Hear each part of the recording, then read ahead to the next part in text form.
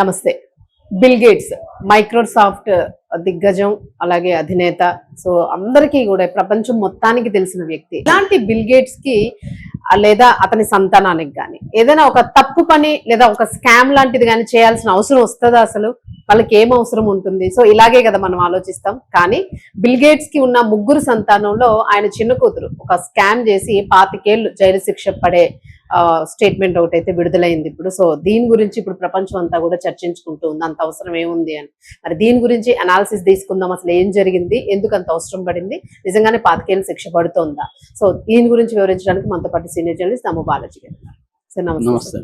చిన్నవాడు ఏదో తప్పులు చేశాడు, బెంచ్ కింద చేతులు పెట్టాడంటే ఒక అర్థం ఉంటుంది, స్కాములు చేశారంటే. అసలు బిల్ గేట్స్ ప్రపంచాన్ని షేక్ చేసిన వ్యక్తి. సో ఇతని కూతురికి అంత అవసరం ఏం పడింది? ఏం స్కామ్ అసలు? 25 ఏళ్ళు జైలు శిక్ష ఏంటి?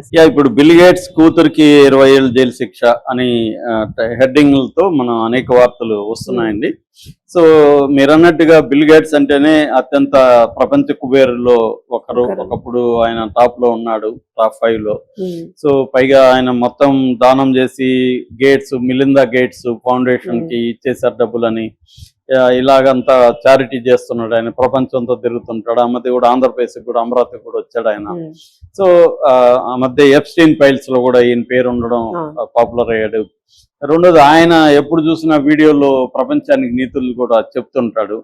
సో అలాంటి వ్యక్తి కూతురు, ఆ కూతురుతో కూడా నేను కొన్ని వీడియోలు కూడా చూశాను. వీళ్ళిద్దరి ఇంటరాక్షన్ కూడా వీడియోలు వచ్చాయి. ఆ మధ్య ఆయన బయోగ్రఫీలు నేను అప్పుడప్పుడు చూస్తుంటా వీడియో. అలాగా అమ్మాయి, చిన్నమ్మాయి పిబి గేట్స్, అమ్మాయికి 23 ఏళ్ళు. ఆ అమ్మాయి వాళ్ళ స్టాన్ఫోర్డ్ యూనివర్సిటీలో చదివింది.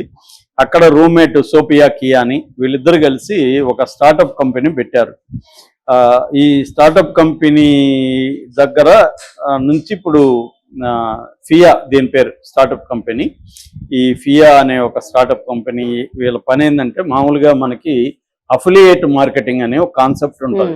ఇప్పుడు మనం ఏదో ఒక కొనాలి, నేను వాచ్ కొనాలి, నేను వెళ్ళి వాచ్ సెర్చ్ చేసినప్పుడు అక్కడ బ్రౌజర్ కి సంబంధించిన కొన్ని ఎక్స్టెన్షన్స్ ఉంటాయి. అంటే మనకి ఫర్ ఎగ్జాంపుల్ బైహట్కే అని ఉంది. ఫర్ ఎగ్జాంపుల్ బైహట్కేలో పోయి నాకు కావాలి ఇట్లా స్మార్ట్ వాచ్ అని కొడితే అవి ఎక్కడ టాప్ 10 స్మార్ట్ వాచ్లు అంటే అది టాప్ 10 ఎక్కడెక్కడ ఏవి అంటే ఈబేలోనో, లేకపోతే మైంత్రాలోనో, అమెజాన్ లోనో, ఫ్లిప్కార్ట్ లోనో ఎక్కడెక్కడ ఏమేమి రేట్లు ఉన్నాయి చెప్తుంది. చెప్పినాక వాటిని కంపేర్ చేస్తుంది, లేదా రేటు హిస్టరీ కూడా పెరిగే అవకాశం ఉందా, తగ్గే అవకాశం ఉందా, ఇవన్నీ మనకి చెప్తుంది.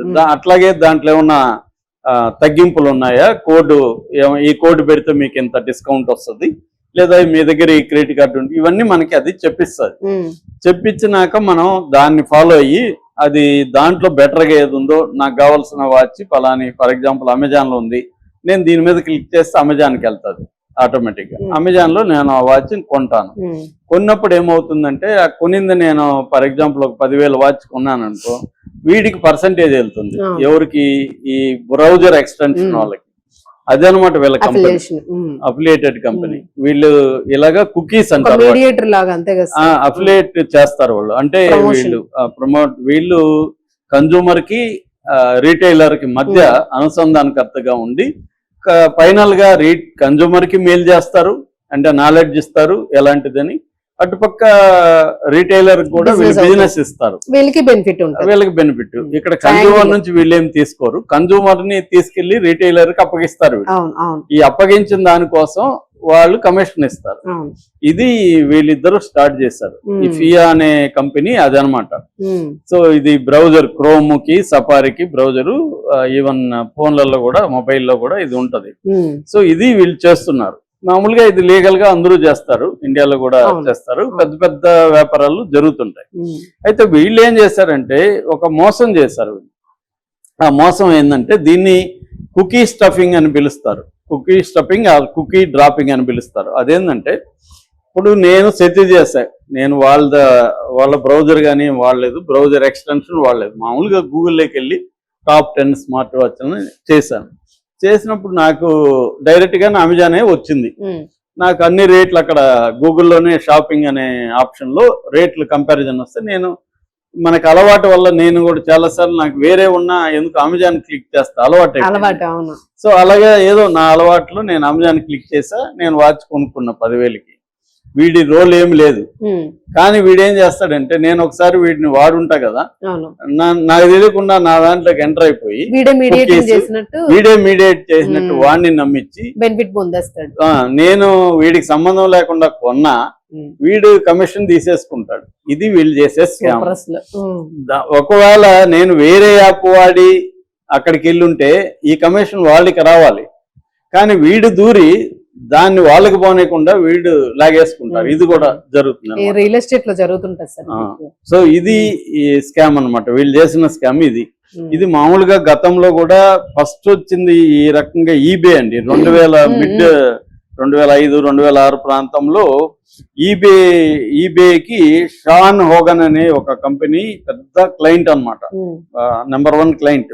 ఇలాగ అఫిలియేట్ మార్కెటింగ్ వాళ్ళు ఇలాగ మోసం చేస్తున్నారని వాళ్ళ మీద FBI federal investigation bureau, federal bureau of investigation వాళ్ళు ఎంటర్ అయి పట్టుకున్నారు. అప్పుడు అతను ఒప్పుకున్నాడు కూడా కోర్టులో, ప్లీడింగ్ గిల్టీ అంటారు. ఆ గిల్టీ చేస్తే 15 నెలలు జైలు పడింది, 25,000 ఫైన్ కూడా, డాలర్ల ఫైన్ కూడా అతనికి పడింది అప్పట్లో. అది అప్పట్లో సంచలనం. అలాగే పేపాల్కి సంబంధించిన హనీ బ్రౌజర్ అనేది కూడా ఇట్లాగే శిక్షలు పడ్డాయి.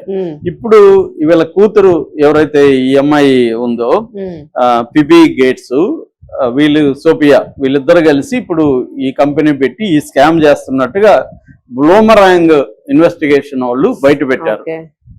బయట పెట్టిన తర్వాత దీని మీద బెన్ ఎడల్మెన్ అని క్యాపిటల్ వన్ షాపింగ్ అని, ఇది ఇంకొక కంపెనీ అన్నమాట. ఎలాంటి కంపెనీ, ఇప్పుడు రైవల్ దెబ్బతిన్నారు వీళ్ళ వల్ల. ఇప్పుడు నేను చెప్పాను కదా, నేనేదో వేరే వాళ్ళది వాడిపోతే కూడా వీళ్ళు కొట్టేస్తారు కాబట్టి ఇప్పుడు వాడికి కోపం వస్తుంది కదా, నా క్లయింట్లు కూడా నువ్వు దొంగిలిస్తున్నావు. సో అలాగా ఇప్పుడు రైవల్ అందరూ దీని మీద ఇన్వెస్టిగేషన్ మొదలు పెట్టారు. సో ఇది కానీ ఇప్పుడు ప్రూవ్ అయితే ఆమెకి 20 ఏళ్ళు జైలు శిక్ష, అంటే మాక్సిమం అది 20 ఏళ్ళు పడుతుందని కాదు, ఇంచుమించుగా పడే ఛాన్స్ మాక్సిమం అంత పడుతుంది. మినిమం 1.5 years 2 years మినిమం పడే అవకాశం ఉంది. ఫైన్ కూడా పడుతుంది. ఆల్రెడీ 51% ఇలాగా వాళ్ళ మొత్తం ఆదాయంలో 51% ఇలాగే సంపాదించారండి. హాఫ్ పైన ఇలాగే వాళ్ళ ఆదాయం సంపాదించారు. దానికి ఇప్పుడు వీళ్ళు రిప్లై ఇచ్చారు. వీళ్ళేమంటున్నారంటే అది మేము కావాలని చేయలేదు, మా సాఫ్ట్వేర్ బగ్ ప్రాబ్లం అని చేస్తున్నారు. దాన్ని వాళ్ళు ఒప్పుకోవట్లేదు. ఇన్వెస్టిగేటివ్ ఏజెన్సీలు ప్రూవ్ చేస్తున్నారు. ఇది ఇంకా క్రిమినల్ కేసు పెట్టలేదు. ముఖ్యంగా ఎవరు పెట్టాలంటే నైక్, గ్యాప్, నార్స్ ఫార్మ్, ఈ 3 దగ్గర ఎక్కువ వీళ్ళు దొంగిలించారంట. ఇప్పుడు వాళ్ళు పెట్టాలి. వాళ్ళతో మరి వీళ్ళు ఏమన్నా డీల్ చేసుకుంటున్నారు.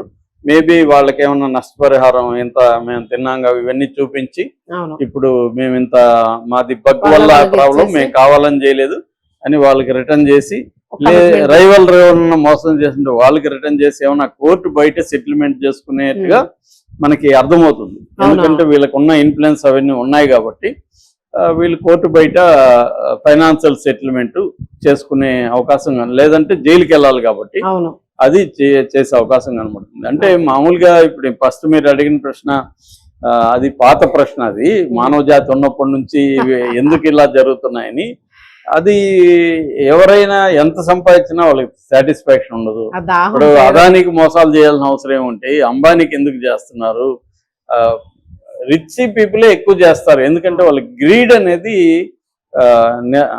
నెవర్ ఎండింగ్ అనమాట. ఆ గ్రీడ్ లో నువ్వు ఫస్ట్ నాకు ఒక 10 లక్షలు ఉంటే చాలు అనుకున్నవాడు 10 లక్షలు వచ్చినాక 10 కోట్లు కావాలనుకుంటాడు. 10 కోట్లు వచ్చినాక నెవర్ ఎండింగ్ డిజైర్స్ కోరికను కోరుతూ ఉంటది, కానీ ఆ కోరిక నెవర్ సాటిస్ఫై అవ్వదు, ఎండ్ అవ్వదు. సో అందువల్ల వీళ్ళకి ఇప్పుడు ఆమెకి ఎందుకు అవసరమే ఉంది, వాళ్ళ ఫాదర్ వాళ్ళ వ్యవహారాలు అంటే ఆమెకి థ్రిల్ ఇస్తుంది. అంటే మనం ఇలా చేయగలిగాం, మోసం చేయగలిగాం అని థ్రిల్ ఇస్తుంది, అదొక ఎగ్జైట్మెంట్ ఇస్తుంది. అట్లాగే దాని ఏమంటారు, ఫీలింగ్ ఆఫ్ అచీవ్మెంట్, నేను అచీవ్ చేయగలిగాను, ఇంతమంది నేను మోసం చేసి ఇంత సంపాదించాను అని. టెక్నాలజీలో అది ఇంకా ఎక్కువ వస్తుంది, ఎందుకంటే అది నీకు ఎవరు మనిషిని కనబడరు, అలాని వ్యక్తిని కొడితే మనకి ఇబ్బందిగా కూడా ఉండొచ్చు, కానీ ఇది అవేం కూడా ఉండవు కదా. ఆ కైండ్ ఆఫ్ గిల్ట్ కూడా ఇక్కడేం ఉండదు. మనం ఎవరినైనా ఒకరిని కొట్టి వాళ్ళ దగ్గర పర్సు తీసుకున్నాం, మనకి ఎక్కడో చోట గిల్ట్ ఉంటది, కానీ ఇది ఎవరిని చేస్తున్నట్టు ఎవడో కాబట్టి గాడిలోదే బాగుంది. కాబట్టి ఇలాంటివి జరుగుతాయి. అవును ఇప్పుడు ఇది సీరియస్ గానే ఉంది. అవును. మరి ఇన్వెస్టిగేషన్ ముందుకెళ్ళి క్రిమినల్ కేసు ఫైల్ అయ్యి ఈమెకి జైలు శిక్ష పడే అవకాశం ఉందా అంటే నాకు తెలిసి లేదు. కోర్టు బయట పరిష్కారం సెటిల్మెంట్ జరిగింది. అయ్యే అవకాశం. Thank you sir.